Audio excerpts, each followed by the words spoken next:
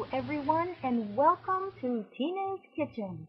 Boy, are we going to have fun in the kitchen today. Is everyone ready to learn how to make whoopie pies? Walk with me and take a look at what a finished whoopie pie looks like. Doesn't that look yummy? Look at that sweet, creamy filling. Good. Let's get started.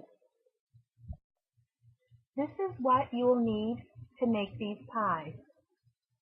Your Crisco, your shortening, your white sugar, 2 eggs, your vanilla, which would be the imitation vanilla, flour, cocoa, baking soda, and your milk. Now don't forget you also need your stirring spoon, your cookie scoop, your mixing bowl, and this time you're going to need a hand beater. This particular recipe has 2 parts. I will give you the ingredients for the filling a little later on. Now you are going to want to mix your shortening and your sugar together. Cream it together a little bit. You don't have to do it too much. Then add your 2 eggs. It looks like time for a cooking tip. You want to make your drinking water safer? Add 1 ounce of lime juice to 2 liters of water. Put it in the sun for a couple hours. It will kill the bacteria just like boiling it would.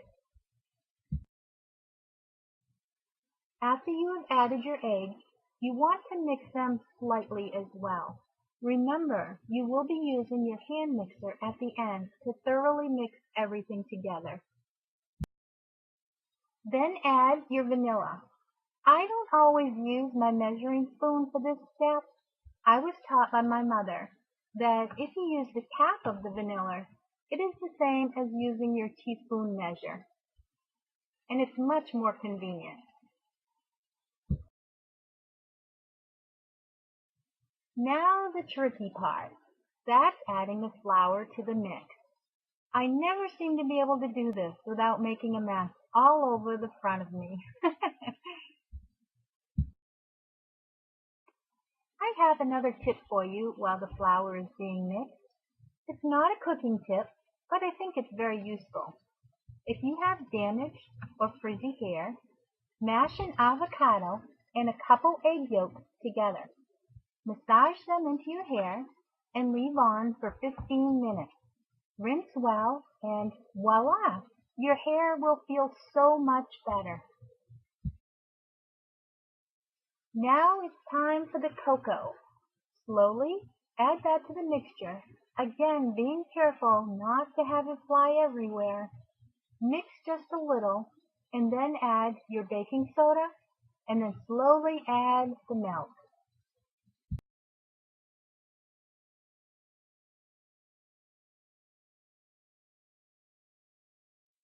It's beginning to look to me like I should have used a larger mixing bowl. Oh gosh.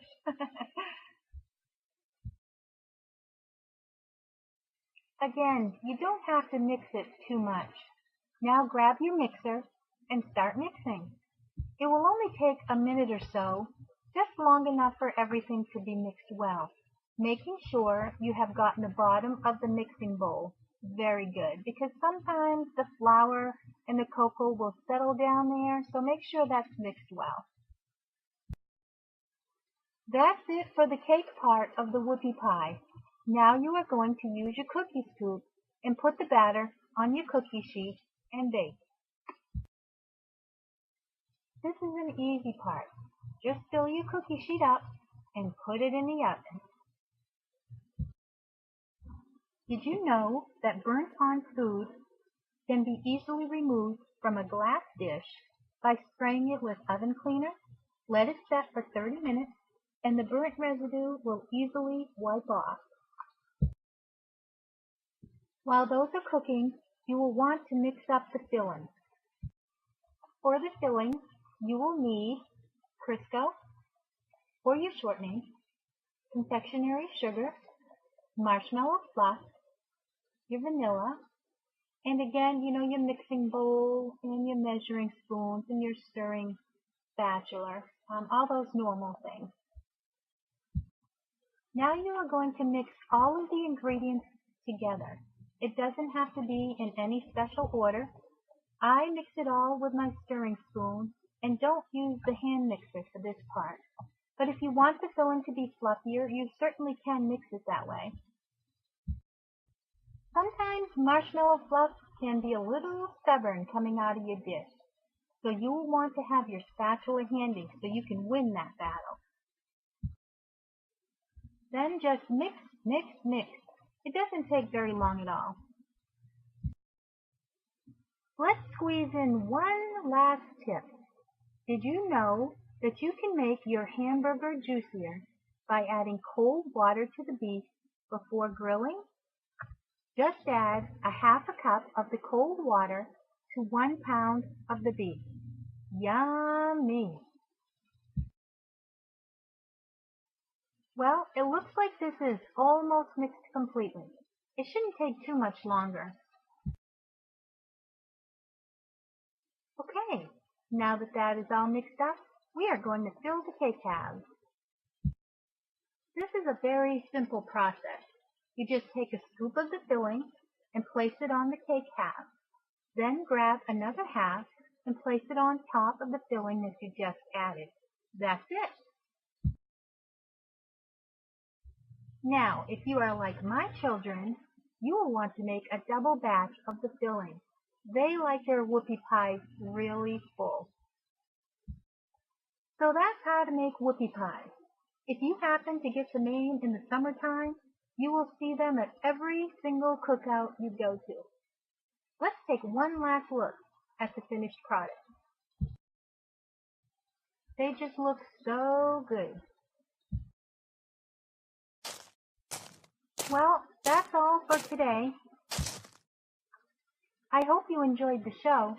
I know I enjoyed having you here with me. Thank you for tuning in, and I hope to see you next time. Have a blessed day, all.